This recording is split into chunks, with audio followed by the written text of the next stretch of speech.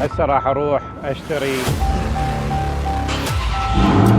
اموره تمام، بس مشكلته الوحيده انه. السلام عليكم شباب، رجعت وياكم بفيديو جديد.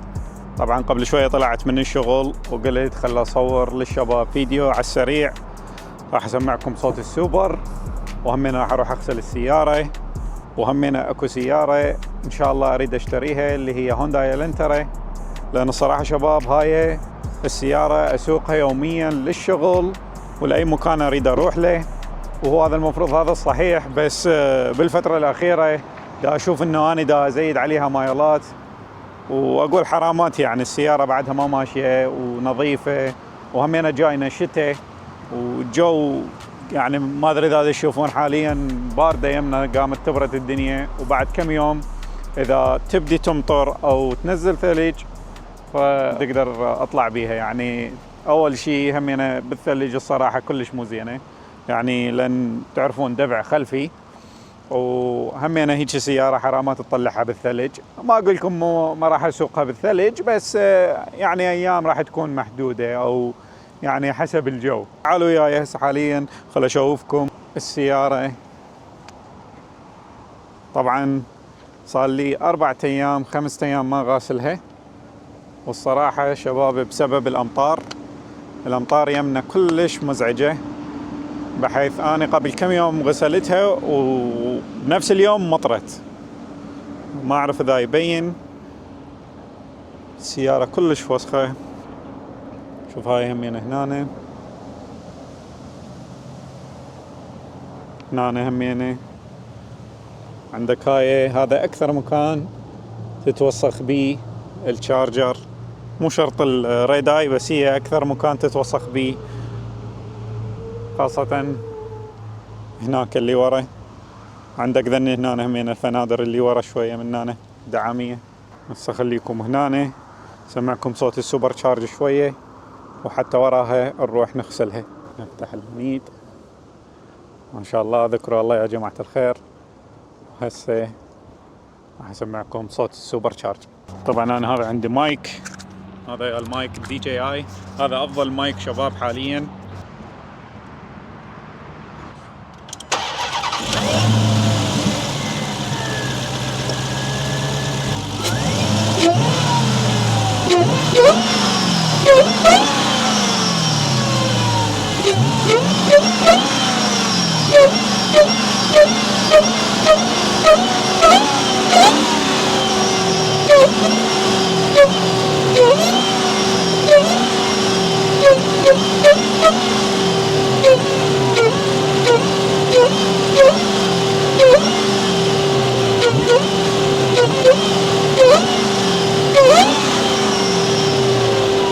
وبعد ما سمعتكم صوت السوبر شارج شباب، حاليا هسه راح اخذ السيارة اروح اغسلها. خلوكم ويانا شوية وارجع لكم. طبعا شباب هسه جبت السيارة حتى اغسلها. شوفتكم بالمقطع ايش قد هي كانت وسخة. هذا الشباب انا دائما الصراحة شباب اجيب اغسلها هنا. اكو اماكن اصلا تقدر تشترك بيهن، تدفع لها $20 بالشهر وتقدر تغسلها ايش قد ما تريد.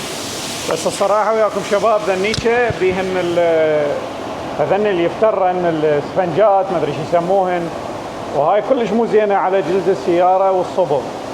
ذني بعض بيهن اكو يجيبون سياراتهم بيهن طين وبيهن وسخ، وهذا الطين يشلب باللاستيكات مال ذيك الكارواش الثانيه. فانا ما افضل هذا الشيء الصراحه. ما شاء الله بعد سوى غرقها يابا غرقها. شوف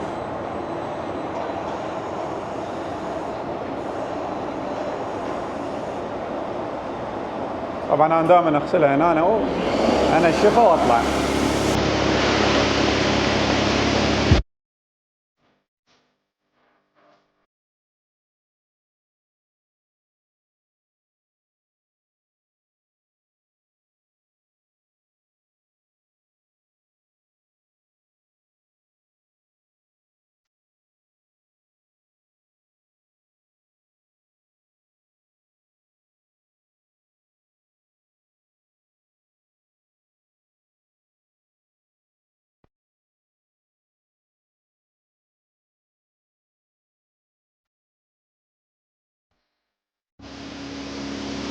شباب هيك بزنس بالعراق ينجح ككار واش يعني هي غرفة صغيرة خلي لك هي بيها هاي بس مال مي والذب زاهي وبيها ذني مال تنشيف همينه من هنا 3 وهنا عندك هاي تقول لك شو تسوي غسل من شو اسمه زاهي. هسه شوف راح اذبل لك الزاهي هذا اللونين او 3 الوان.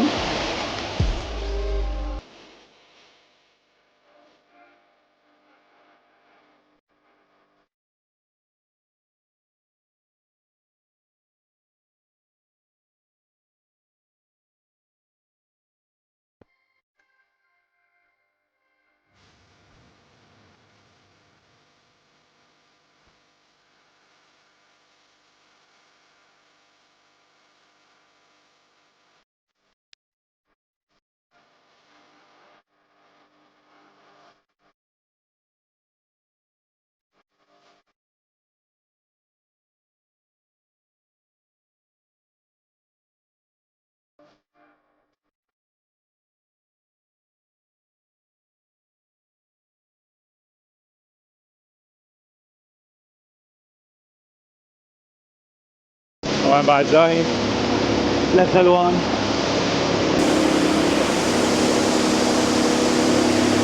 انترسنا مي شباب.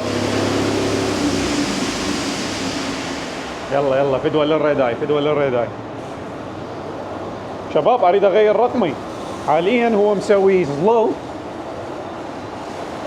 هاي معناتها سلو يعني بطيء بس انا مزغرفه لان عندنا هنا اذا واحد ياخذ رقم ما يقدر الثاني ياخذه. اعتقد هي هاي الماشيه بكل الدول. فاذا واحد عنده رقم حلو يكتب لنا بالكومنتات. هسه هاي كلير كود هاي صايره غريبه ايش عجب للنص وتوقف. اوخر نازل. اي شوف نازل موخر لان كنت على عدسه مالها هاي تكنولوجي.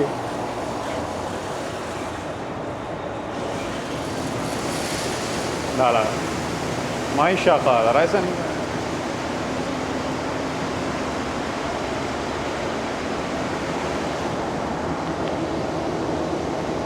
ما شاء الله شباب راح يبدي التنشيف. هسه نازل نصعد. شوف هاي فيها عداد هناك شباب يقول لك ايش قد عندك وقت حتى تقدر تتقدم. هذا الوقت مال تنشيف هناك ما ادري اذا تشوفوه مو كلش واضح بس خلي اسوي هاي ذاك يا قدام.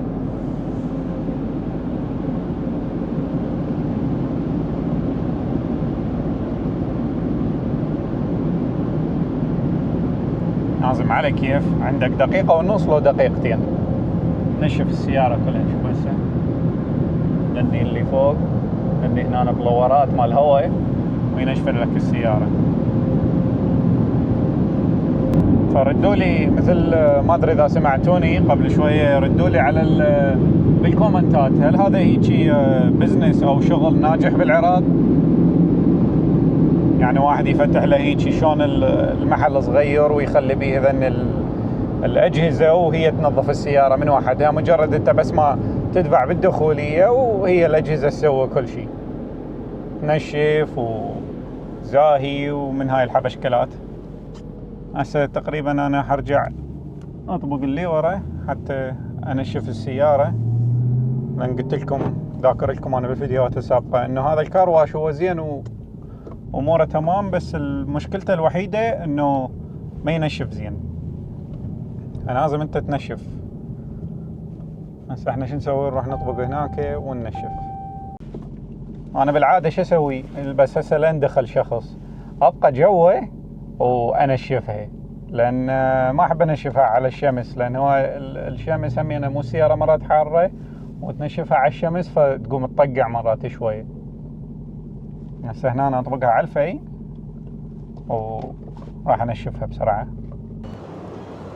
وهسه شباب راح ننشف السياره بسرعه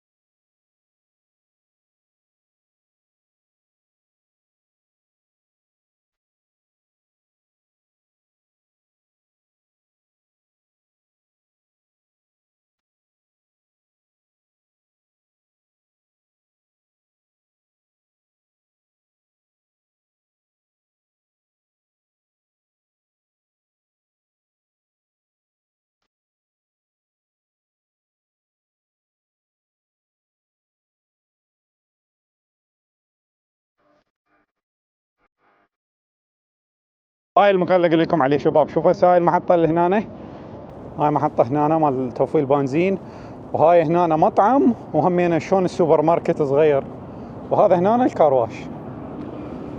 هنا يطلبون تاخذه تقو. هناك كسر شمعة. طبعا واحد من المواضيع اللي ردت احكي بيها شباب اللي هي تنصية السيارة. طبعا صراحة شباب انا بودي كل هذا هواي يجوني ناس بالتعاليق او بالكومنتات، هي تعاليق كومنتات صاير له تتي. المهم دائما يجوني هواية ناس بالتعليقات او بالخاص، ليش ما تنزل سيارتك، ليش ما تنصيها، ليش ما تشتري لها اير ليفت مثل هذيك كانت عندك الجيل بريك الحمراء. الصراحة شباب هاي الريداي تختلف عن الجيل بريك. الريداي يجي هو اوريدي شوية بنصه يعني ناصي، واللي هو يجي ناصي من قدام وعالي من ورا. هي هاي المشكلة الوحيدة اللي هسه انا حاليا ما اريد اسويها، وبسبب هم انه السيارة انا الصراحة ان شاء الله ما ناوي ابقيها ستاك. يعني ان شاء الله هاي البروسيس مال هاي السيارة ان شاء الله نوصلها 1000 حصان. طبعا سواق الشارجرات ولا الناس اللي عندهم شارجرات او تشالنجر، ما اعرف اذا اكو هاي الفقرة بالتشالنجر شباب. اكو هنا هاي اليده، وماكو داعي تنزل الصندوق من هنا وما ادري شنو. اكو يده هنا بالداخل، بس تخلي ايدك بيها وتنزل، ترجع تنزل. حلوة حلوة يا ولا. ايه ده ثبتني، صدقتك واقتنعت. هايل هايل والله. ترجع تنزل.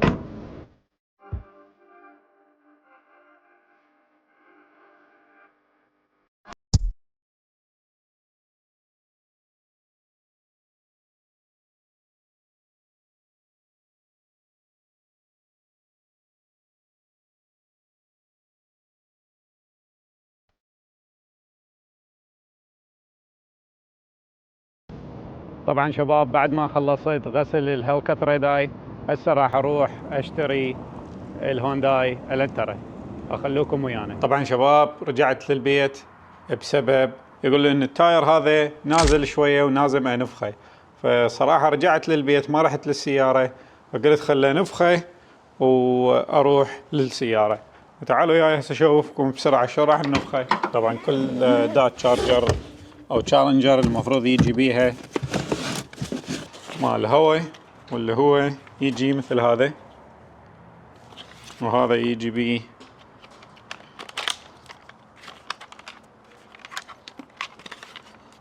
طبعا شمس صارت حارة كل الشباب. يجي بيه واير تشكله بالجداحة مال السيارة، وتطلع هذا الواير الثاني من عنده وتنفخ بيه التاير. هذا وياه.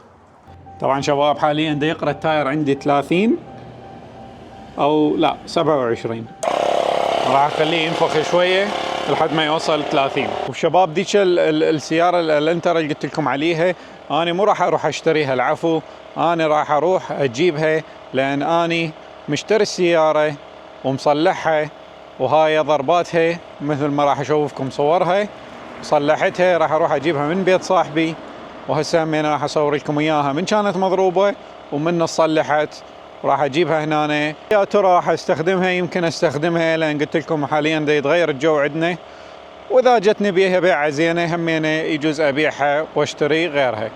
هسه تعالوا شوفكم هنا. هذا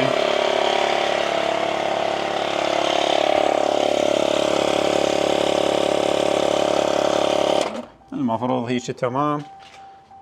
هذا عوفه هنا، هسه المفروض يروح. اي راحت. المفروض كان بالعاده يطلع هنا قلوب اصفر، هسه راح الحمد لله، ويجي تكون تمام. شوف هسه هذا 33 29 33 30، يعني كل تمام شيء طبيعي. وهيك شباب يكون كملنا التاير. هسه حاليا دا يقرا 31 او 32، فلازم هاي تفتحه بسرعه حتى ما تخسر هواي. نوب ترجع هاي مالته. هذا شيء بسيط، كلش بسيط. ترجع تلف الواير عليه، ترجع بمالته العلبة وتخليها بالصندوق. طبعا شباب، هواي ناس تسألني ليش عندي 3 أو 4 هونداي الانترا. الصراحة شباب، أنا أشتغل بالسيارات، أشتريهم مضروبات من المزاد الأمريكي، ومو شرط أنا أصلحها. مرات أعطيها لصاحبي يصلحها، اللي أقدر عليه أنا أصلحه، واللي ما أقدر عليه أخلي صاحبي يصلحه، وصاحبي ميكانيكي. فهاي السيارة كانت ضربتها الفندر والدعامية والهيدلايت والهود، اللي كانت هذا كلش متفلش. جبنا لها واحد من الجانك يارد من السكراب مال أمريكا، ونفس الحالة ويا الفندر والدعامية والبنيت زائد صبغهن. أشوفكم بالصورة شلون كانت ضربتها، وشوفوا هسه شكلها. عندي بعد تقريبا أعتقد 3 أو 4 هونداي الانترا، فأنا أشتغل بيهن أكثر شيء. أشتري اللي هو ماشي بالسوق. الصراحة هاي السيارة ماشية 60,000 كيلو، وهذا أتمنى يكون هذا الجواب على أسئلتكم اللي سألوني بالكومنتات أو دخلوا لي خاص. هذا واحد من الأعمال اللي أنا أسويها. أشتري سيارات مدعومة مضروبة، أغلبهن يكونن صالفج. الصالفج معناته إنه السيارة مو كلين تايتل، وأصلحهم وأبيعهم. طبعا شباب، هسه وصلت البيت صاحبي اللي قلت لكم عليه، هو ميكانيكي ويصلح السيارات. هاي همينة إلي السيارة، فأنا هسه محتار بين هاي وذيك. هسه أشوف لكم إياها. هاي ماشية 104 كيلومتر، ما أعتقد مفتوحة، ما ينشاف منها شيء من هاي. هسه تعالوا أشوفكم. هاي مثل ما قلت لكم شباب، أنا أشتغل بالسيارات، وهو هذا صاحبي يصلح بيهن. هاي الثانية، هاي اللي كنت أحكي لكم عليها اللي أريدها. طبعا هاي السيارة ضربتها كانت بس بنيد اللي قدام دعامية وفندر. أعتقد الفندر يمكن. هسه أشوف لكم صورتها. وعندي هاي همينة السنتافية، هاي 2017 ضربتها كانت بنيد ودعامية،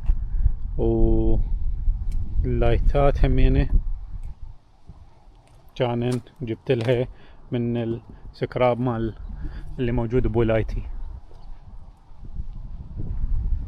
هاي هونداي سنتافي 2017. فهاي ما اريد اخليها لي الصراحة. والله انا اتمنى اقدر اخليها لي، بس شوية سعرها صار علي غالي، فلازم ابيعها واستفاد من عندها. وراح اظل اسوق بهاي الفترة، لان حرامات مثل ما قلت لكم الريداي حرام يعني اطلع بيها واخلي عليها مايلات. فهي هاي كانت الهونداي اللي كنت اقول لكم عليها. راح اخذها هسه اوديها للبيت، وهو راح يوصلني انه بنرجع هنا حتى اخذ الريداي مالتي. طبعا اللي هنا نوصل لنهاية المقطع. اتمنى المقطع نال اعجابكم. لا تقصرون ويانا باللايك والكومنت والسبسكرايب، ونشوفكم على خير.